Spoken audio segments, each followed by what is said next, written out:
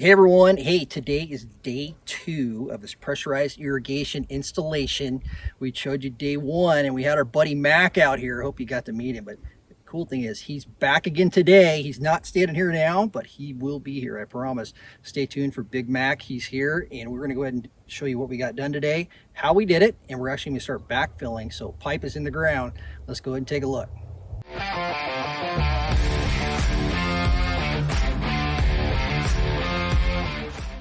So the last video that we showed you of this project, what we were looking at this right here, and this is a riser that comes up in the pressurized irrigation pipe, and this is what you'll hook onto to actually water your fields. So I'm going to show you how this kind of works. So this is really a valve, is all this is. So inside of this, it's got a screw in here, and this turns like this, and this opens up and the water comes out of this.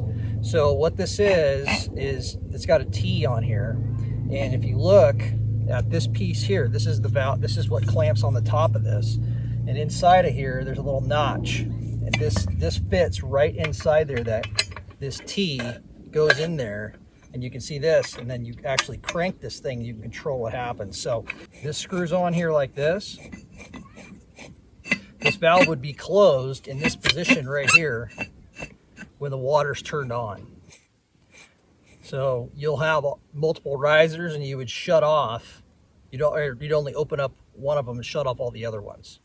So the ones that you want to operate, you make sure this lines up on that T, locks in. You get this facing the right direction. You have your pipe tied in right here. That would be going out to your sprinkler system. And then this would close it, and then you would just start to open this like this, and it'll crank this valve open, and the water will start to flow. So this would just be on a couple different risers, and that's how this valve works. And you spread these out every so often, depending on how your sprinkler system is going to be set up.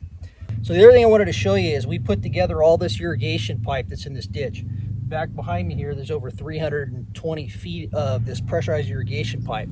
This pressurized irrigation pipe it's 4-inch. It's kind of a turquoise blue color.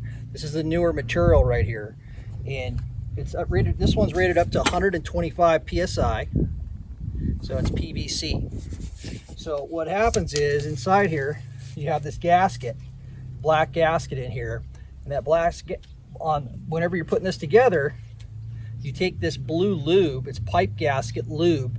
You get a rubber glove, or you can have sort of a dauber if you want that's in here.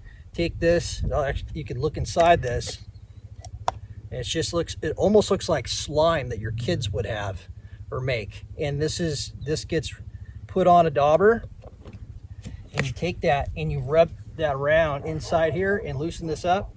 And then also on the other end, so the other end of the pipe is going to look like this, and then you would get that up. It goes in 6 inches or about 5.5 inches. And then you push that together. It's kind of hard to push together, actually, even with that in there. So you have to tap it. Take a wood block, mallet, and you can tap the other end and have somebody hold it, make sure it's straight. So that's what they use on this piece here. Now, when you get around, flip it around again. So if you have a PVC fitting, so say you have a 45, you're just going to get a regular Schedule 40 PVC fitting that goes on here, or a 90, if you're putting that on. And the way you would do that, you get some of this weld on. It's a P70 primer. You would put this on first on both sides in the fitting, inside your coupler, and then also on this, that helps to melt it. And then you'll put this on, this weld on here. It's a 711 PVC, and this is the glue, and this is the gray glue, and this ties this.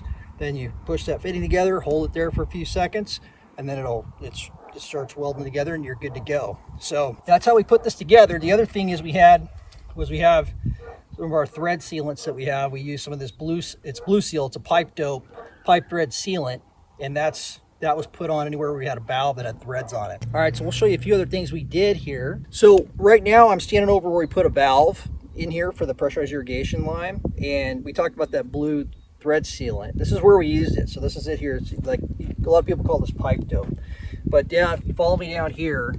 Here's our line. This is the 4-inch valve that we have here, ball valve. It's shut off right now. It just opens, closes. See if we can get it to go one way or the other. There it is.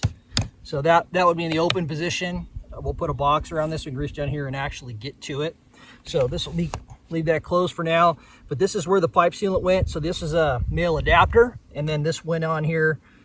This is a threaded on both sides, this valve, and we just put this pipe tube on both sides and screwed it on together, and that keeps it from leaking. So that's how this was put together here using that pipe thread sealant. So you can see behind me, this is where this ditch takes off. It's about 32 inches or so to the bottom of the ditch, and it flows all the way back there 320 feet. And we'll walk down there and take a look at it, and I'll show you where we had a couple fittings we put together. All right, so right down below me here, this is a joint where we use the grease for the pipe. You kind of see what it looks like afterwards, but this is the side that had this is the coupler side right here, and then this one slid in this way, and this is about this is 5.5 inches right here is what you're seeing. So that's how far back that slides in.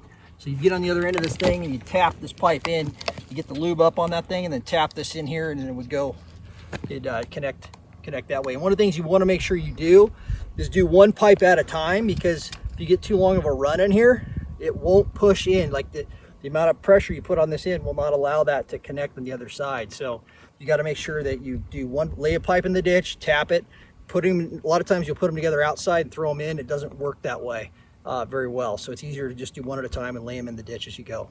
All right, so we talked about that glue we were using over there in the primer. So this is an example of what we did this on. So down here, you'll see that you got a regular fitting here, just PVC fitting. And this, we just cut this end here and put them together, put the primer on, put the glue on both sides, push together, quarter turn. There it is, right in the ditch. So pretty simple, just like regular any old PVC pipe. That's how that goes together. So one other thing we'll do is we'll take some caution tape here, and we'll put about a foot of dirt on top of this pipe, and then we'll roll out this caution tape on top of that before we put any more dirt on. That way, if you're digging and you end up getting close, you'll see this caution tape before you actually hit the pipe. So at least you'll know you're going to hit it before you hit it. So that's we'll be putting this on as well as we go through and backfill. He's in the ditch. Mac's in the ditch. There he is. He's running the ditch again. Hey, Mac, what are you doing? You're back in the ditch. What are you doing?